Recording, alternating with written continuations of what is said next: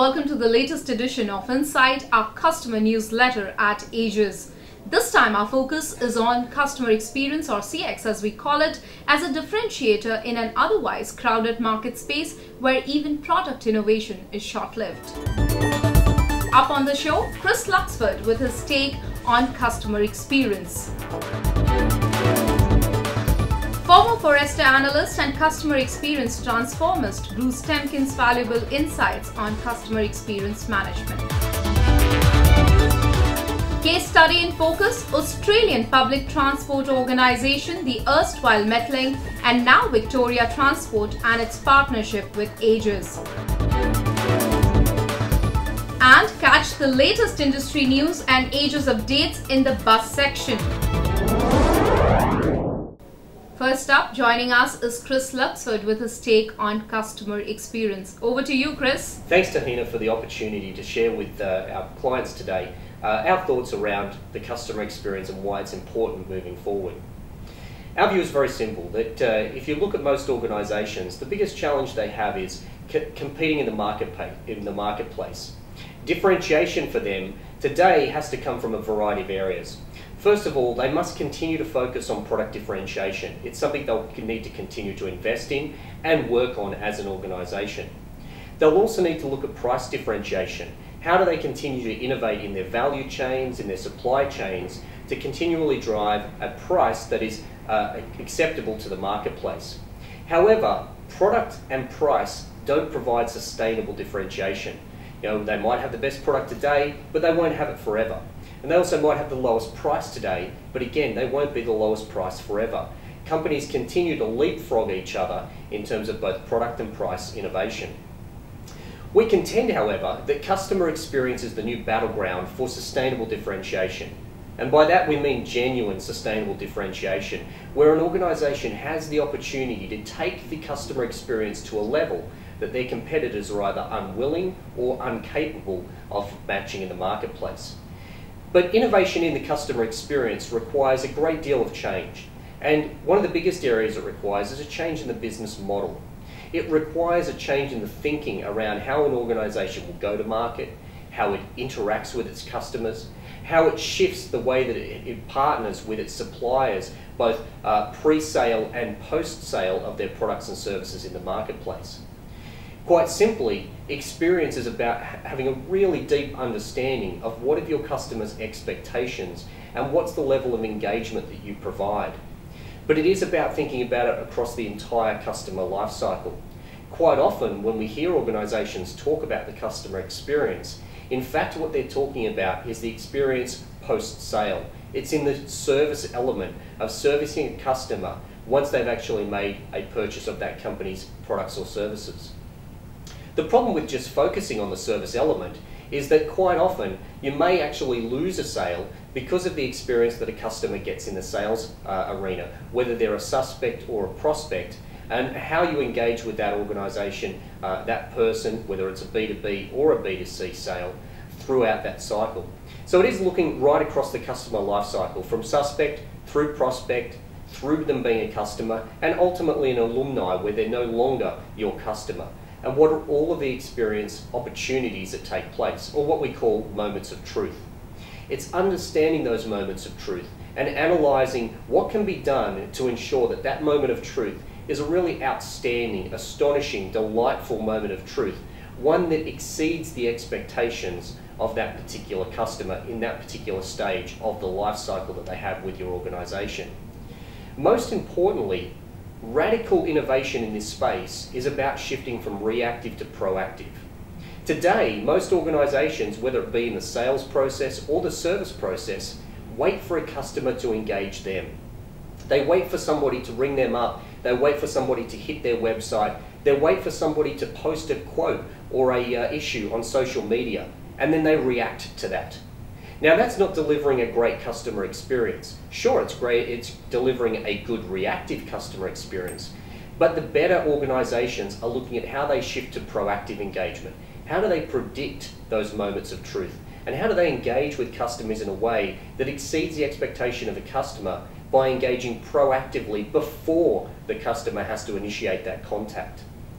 To do this, organisations are now, with the help of Aegis, starting to build customer experience maps. These maps look at the entire customer lifecycle from suspect all the way through to alumni. They identify what are the opportunities for moments of truth and what can be done from a people, process and technology aspect to convert those from reactive engagements into proactive engagements. And there's 4 key levers that we look at in undertaking that journey of mapping the customer experience. The first one is, where can we automate tasks? Where can we help a customer achieve what they're looking for by using a mobile application device, a website, a self-service capability? What can be automated to make it much, much easier for the customer to transact? The second one is human interaction. Now, human interaction takes place in many ways. It might be face-to-face, it could be over the phone, via an email, or via social media contact. But it's identifying what is the appropriate interaction that that customer is looking for in that particular moment of truth to enable them to achieve the outcomes that they're looking for. It might be that they need information right there and then to choose, are they going to continue with that journey with that particular organisation? Or it might be that they're simply just investigating, and information at this stage doesn't have the same immediacy that it might in another situation. The next one really is around information. It's about identifying what is the information that a customer would like at the various stages in the life cycle, and making sure that information is available to that customer in a very proactive way, in a very concise way, that is personalised to the needs of that customer. It's not about thinking about, let's provide a whole series of generic information, but really, again, understanding the unique requirements that that customer is looking for at that stage in the customer life cycle and providing that information proactively. And then finally, analytics. And we're talking about big data analytics here. Not just simply looking at the historical behaviour of customers within your organisation, but also looking at what external data can be brought in to help you predict what are the needs of customers moving forward, again, in every single one of those unique moments of truth. And a moment of truth doesn't need to be a big exercise, a big event, or a big interaction. A moment of truth could simply be a customer has lost the product that they've bought and they need to get a replacement, or they need to get some support around that. And it might be a very small activity that is done to help that customer. And it's about exceeding their expectations. A recent example with a transport organisation, customers losing umbrellas, calling into the call centre saying, look, I've left my umbrella on a particular vehicle, is there a way to track it down? And being unable to do that. Yet a simple way to exceed the expectation there is for $1 or $2, you can have branded umbrellas, branded with that organisation's name, available to those consumers, and give the discretion for the call centre to actually provide 5 umbrellas for free to customers over the course of a week.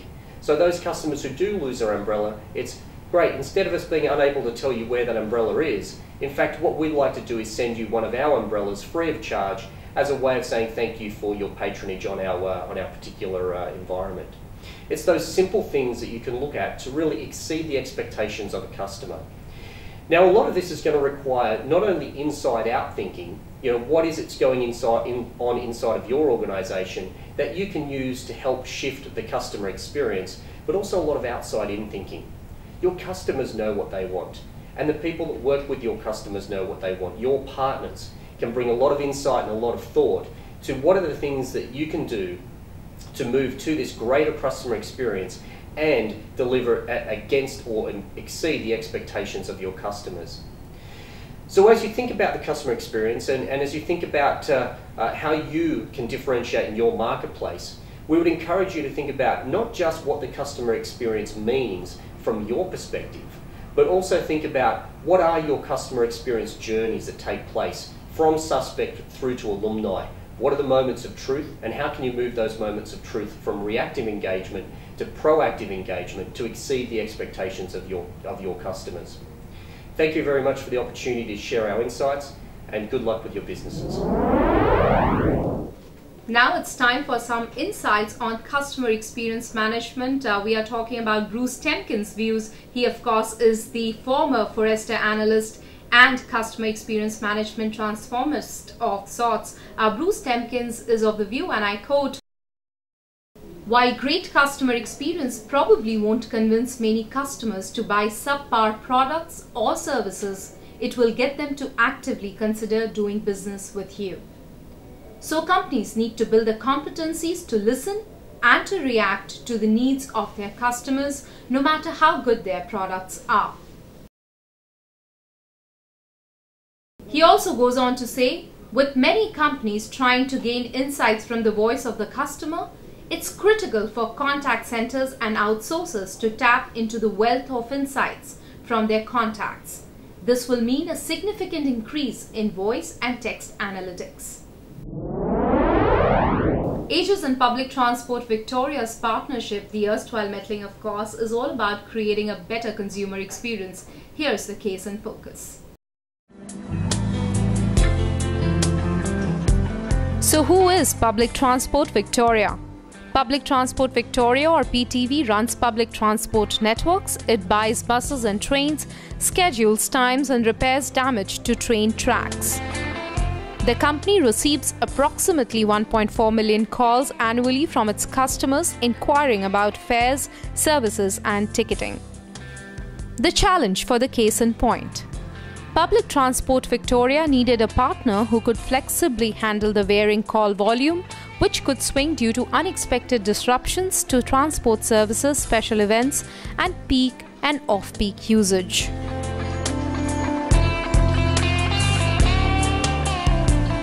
And the Aegis solution? The scale of Aegis operations in Australia brought in the flexibility to ramp up and down call center services depending on customer experience at any particular time. The contract was renewed in 2011 and included the implementation of the COPC quality system, which sets in place key measures, matrices for core business processes and provides a consistent standard across the business. COPC ensures target setting, measurement, benchmarking, evaluation and actions to drive high performance, best practices and continuous improvement. Innovative home-based agent model to handle surges in call volumes without any impact on experience quality. Imparted customer experience training to contact center professionals for sustainable experience. And results? Customer experience with contact center services has been consistently rated at more than 80%. 51% of the customers rated their level of satisfaction as very satisfied. Customer complaints are low relative to the call volumes. First call resolution is approximately 99%. This engagement was recognized by the Customer Contact Management Association, Australia's prestigious Government Contact Centre Excellence Awards 2011. This achievement acknowledges Aegis' expertise and innovation in providing seamless customer experience for Victorian public transport users. And it's time for all the buzz in the market space. First up, all that is happening about Aegis.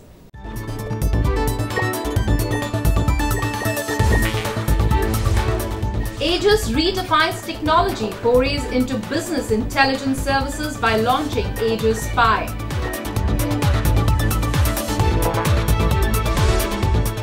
Aegis launches a cloud-based social media experience management platform, Aegis Lisa, to help organizations engage with their customers across social media networks. Aegis expands its Latin American footprint, launches new center in Lima, Peru. And now it's time for a roundup for what's happening in the industry.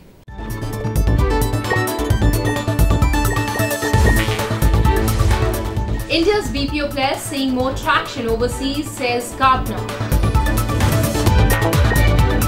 KPMG research has identified a trend of organizations continuing to outsource operations with banking and healthcare. And BPO is the fastest growing industry in Philippines today, says Business Processing Association of Philippines. That's the data coming out from there. With that, it's a wrap on the latest edition of Insight. Look forward to your feedback. Thank you for watching. Goodbye.